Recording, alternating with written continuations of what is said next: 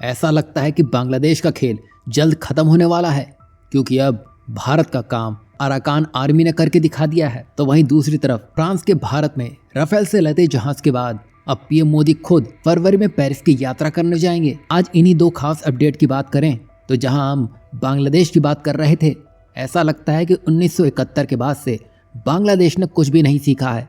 दरअसल Arakan army ने देश के रखाइन प्रांत में 18 में से 15 प्रांतों पर कब्जा कर लिया है। अगर वे पूरे रखाइन राज्य पर कब्जा कर लेते हैं तो स्वतंत्रता की घोषणा करते हुए 1971 में बांग्लादेश के निर्माण के बाद एशिया में बनने वाला ये पहला देश होगा। वहीं अराकान आर्मी की रणनीति काफ़ी स्पष्ट है और प्रभावशाली भी है, क्योंकि उन्होंने म्यांमार के मुख्य सैन्य ठिकानों और बंदरगाहों पर कब्जा करके अपनी स्थिति को काफी मजबूत कर लिया है। वहीं 2024 के अंत तक बांग्लादेश की सीमा पर नियंत्रण स्थापित करने के बाद उनकी ताकत अब और बढ़ चुकी है। मतलब यहाँ बांग्लादेश ने जिस तरह ढिलाई की है उसका फायदा अराकान आर्मी ने अच्छे से उठाया है। वहीं भारत और अराकान आर्मी के बीच संबंधों को लेकर भी चर्चाएं हो रही हैं, जहां भारत अपनी म्यांमार में स्थित स्ट्रेटेजिक इन्वेस्टमेंट और प्रोजेक्ट की सुरक्षा सुनिश्चित करना चाहता है। वहीं अराकान आर्मी ने भारत को भी भरोसा दिलाया है कि उनके निवेश और जो भी प्रोजेक्ट्स हैं उनको किसी भी प्रकार का नुकसान नहीं होगा। आपको बता दें कि जब से म्यांमार में उठापटक मची है, भारत म्यांमार को भूला नहीं है। वहाँ के लोगों को भारत समय समय पर राहत सामग्री पहुँचाता आया है, चाहे वो दवाइयों के जरिए हो या फिर खाद्य आपूर्ति के जरिए हो। यही वजह है कि जुंता सेना के साथ ही साथ भारत अराकान आर्मी के संपर्क में है। और अभी ये जो स्थिति है उसमें रोहिंग्या संकट भी बड़ा रोल निभा रहा है, क्योंकि अराकान आर्मी पर रोहिंग्या समुदाय के खिलाफ हिंसा का आरोप भी लगा है, जिसकी वजह से बड़ी संख्या में शरणार्थी बांग्लादेश और भारत में पलायन करने पर मजबूर हैं। और कुछ रिपोर्ट्स तो ये भी कहती है कि जहां अराकान आर्मी ने बांग्लादेश के अंदर 100 किलोमीटर तक के क्षेत्र को ही कब्जा लिया है, अब यहाँ पर बांग्लादेश की हालत को देखते हुए यही लगता है कि अब वो बॉर्डर पर से अपना कंट्रोल खोता जा रहा है।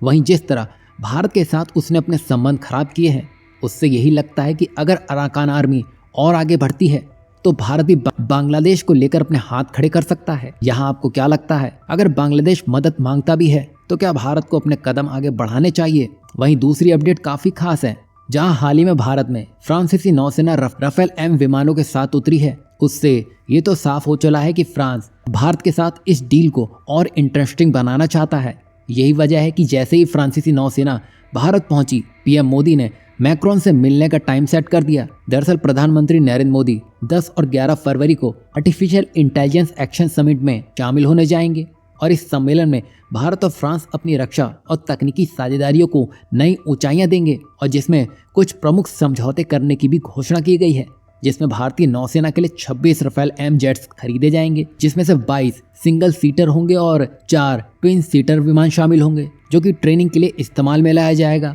और इन विमानों को भारत के आईएनएस विक्रांत और आईएनएस विक्रमादित्य में तैनात किया जाएगा। वहीं इन डील्स में 3 अतिरिक्त स्कॉर्पियन क्लास सबमरीन भी शामिल है, जिसमें पहली सबमरीन भारत को 2031 तक नौसेना को सौंप दी जाएंगी। यही नहीं, ये भी हो सकता है कि जहां भारत 130 किलो न्यूटन क्षमता वाले इंजन के निर्माण की डील फाइनल कर सकता है, जो कि भारत के स्वदेशी लड़ाकू विमान यानी कि एम का प्रोजेक्ट के लिए हो सकता है। साथ ही भारत और फ्रांस के बीच चल रही डील जल्दी फाइनल नेगोशिएशन और भारत सरकार के कैबिनेट कमेटी ऑन सिक्योरिटी यानी कि सीसीएस से अप्रूवल प्रक्रिया भी पूरी कर ली जाएगी। कुल मिलाकर यहाँ साफ देखा जा सकता है कि भारत और फ्रांस जल्दी डेवलपमेंट करते दिखाई दे रहे हैं। और ऐसा इसलिए भी है क्योंकि जिस तरह अमेरिका अपने फायदे के लिए भारत का इस्तेमाल करने में लगा है, उसको देखते हुए भारत का फ्रांस के साथ आगे बढ़ना नए रास्ते का निर्माण करके दे रहा है। यहाँ आपको क्या लगता है, अगर आपको अमेरिका और फ्रांस में से किसी एक को भारत के लिए चुनना हो तो आप किसके साथ जाना पसंद करेंगे?